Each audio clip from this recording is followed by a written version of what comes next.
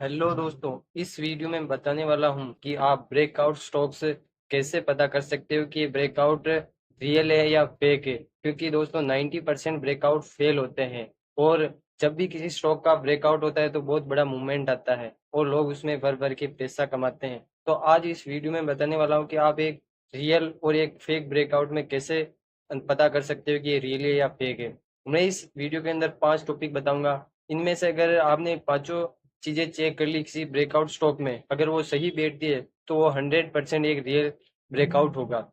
अगर इस वीडियो को आधा अधूरा देखकर स्किप कर देते हो तो अगर एक भी चीज उसमें सही नहीं बैठती है तो वो ब्रेकआउट फेल होने के चांसेस बढ़ जाते हैं। तो इस वीडियो को पूरा देखना। अगर मेरे चैनल पर नए हैं तो वीडियो को लाइक और चैनल को भाई सब्सक्राइब करना ना भूले। चलिए वीडियो को स्टार्ट करते हैं। तो सबसे पहले हमारा जो वो पांच जो चीजें हैं वो होने वाली है हमारी, यहाँ देख सकते हो, SVSCS। इन पांचों चीजों को अपने स्टॉक पर देखना है कि क्या ये सही में काम कर रही है या नहीं कर रही। ये क्या होती है मैं इस वीडियो में दिखाऊंगा, आप पूरा देखना, बाकी आपको समझ में नहीं आएगा।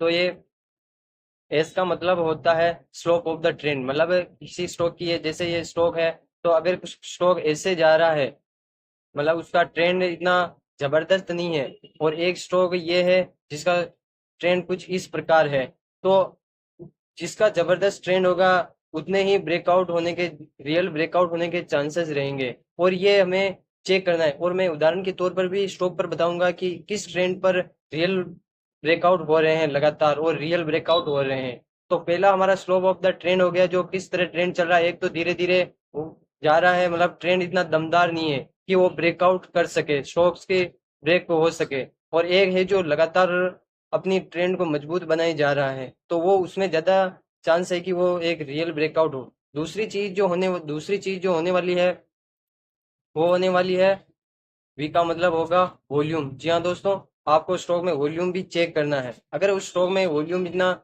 जबरदस्त नहीं है, थोड़ा पहले जितना वॉल्यूम आ रहा जितना ही आया या उससे कम आया, तो वो एक फेक ब्रेकआउट भी हो सकता है।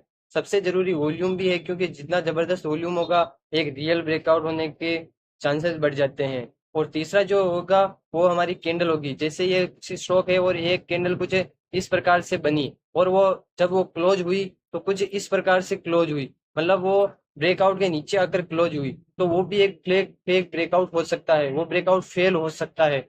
और जब भी ब्रेकआउट होता है स्टॉक का तो ये कैंडल कुछ इस प्रकार से पूरी बननी चाहिए, मतलब उसमें वापस सेलर नहीं आनी चाहिए, उसमें वॉल्यूम के साथ साथ कैंडल पूरी होनी चाहिए। और जब ये लाइन, ये जैसे ब्रेकआउट की लाइन है तो ये क्लोज यहाँ ऊपर होनी चाहिए, यहाँ कैंडल ऊपर क्लोज होना बहुत जरूरी है। चौथी जो चीज होने वाली है वो क्लोजिंग को लेकर होने वाली है। जब भी ऐसे ब्रेकआउट होता है दोस्तों, तो ये कैंडल का हमेशा ये क्लोजिंग जो होनी चाहिए वो सबसे ऊपर होनी चाहिए। अगर उसमें कैंडल में थोड़ी भी नीचे है, मतलब यहाँ सेलर भी आ जाते हैं बीच में, तो वो एक फेल ब्रेकआउट का इशारा करती है। और जो हमारी जो लास्ट और पांचवी चीज होने वाली है वो होने वाली है स्पेस ऑफ ब्रेकआउट। अगर किसी स्टॉक का यहाँ ब्रेकआउट हो रहा है तो यहाँ किसी आसपास कोई रेजिस्टेंस नहीं होना चाहिए, क्योंकि वहां से वापस आने के चांसेस है।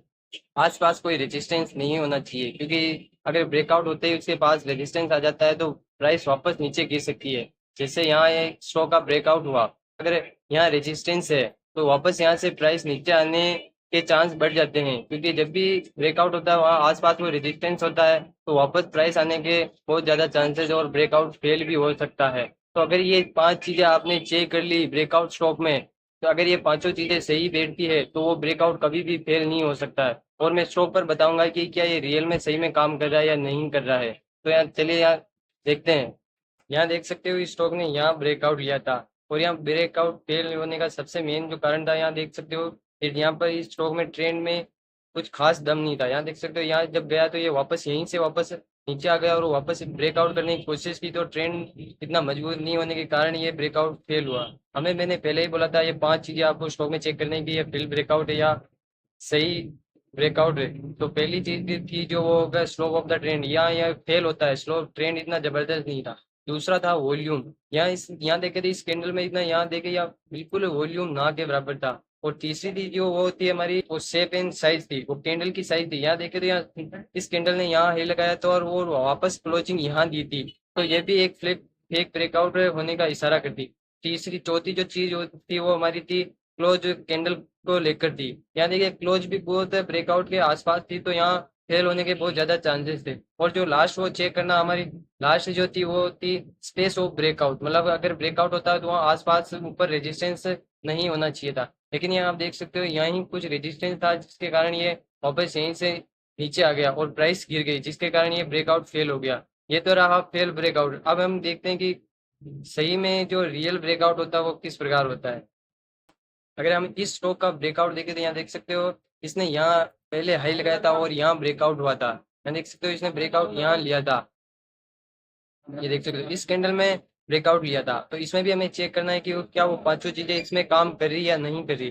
पहला था जो वो हमारा स्लोप ऑफ द ट्रेंड था। यहाँ देख सकते हो इस स्टॉक में ट्रेंड भी बहुत जबरदस्त था, जिसके कारण ये रियल ब्रेकआउट होने के चांसेस बढ़ जाते हैं। दूसरी थी जो वो वॉल्यूम थी। यहाँ देख सकते हो यहाँ जब पहले ये स्टॉक चल रहा था तो वॉल्यूम बिल्कुल कम आ रहा था। दूसरी जो चीज थी वो वॉल्यूम था, जो ये लगातार आप देख रहे हो लगातार इस स्टॉक में पहले वॉल्यूम बिल्कुल नाम मात्र का था, और जब ये ब्रेकआउट हुआ था तो ये बहुत जबरदस्त वॉल्यूम आया था और इस वॉल्यूम के साथ इसने ब्रेकआउट लिया था। और तीसरी जो चीज थी हमारी वो शेप एंड साइज थी, मतलब कैंडल की साइज थी। यहाँ देखिए तो ब्रेकआउट कैंडल की साइज भी बहुत बड़ी है। और ये चौथी जो चीज होने वाली थी वो क्लोजिंग को लेकर थी। इस स्टॉक ने जब ब्रेकआउट लिया था तो क्लोजिंग बिल्कुल ऊपर हुई थी, मतलब ये कैंडल थोड़ी बहुत नीचे आई लेकिन इसने क्लोजिंग भी बहुत जबरदस्त दी थी। और जो पांचवी और अंतिम चीज हमें चेक करनी थी वो थी कि क्या हमारे यहाँ आसपास, क्या यहाँ कोई आसपास ब्रेकआउट मतलब रेजिस्टेंस तो नहीं था। यहाँ देख सकते हो यहाँ कोई आसपास मतलब यहाँ रेजिस्टेंस नहीं था, तो इसलिए इससे ये एक सक्सेसफुल ब्रेकआउट हो पाया। और क्योंकि जब भी किसी स्टॉक में ब्रेकआउट आता है बहुत जबरदस्त मूवमेंट आता है, और जब कोई स्टॉक में बहुत बड़ा मूवमेंट आता है तो पैसा कमाने की कैपेबिलिटी बढ़ जाती है। तो अगर मेरे चैनल पर नहीं है तो वीडियो को लाइक कर दो और चैनल को सब्सक्राइब कर दो, क्योंकि ऐसे ही स्टॉक्स मेरे चैनल पर मिलेंगे। और स्टॉक मार्केट से कोई भी जानकारी चाहिए तो कमेंट करके बता सकते हो।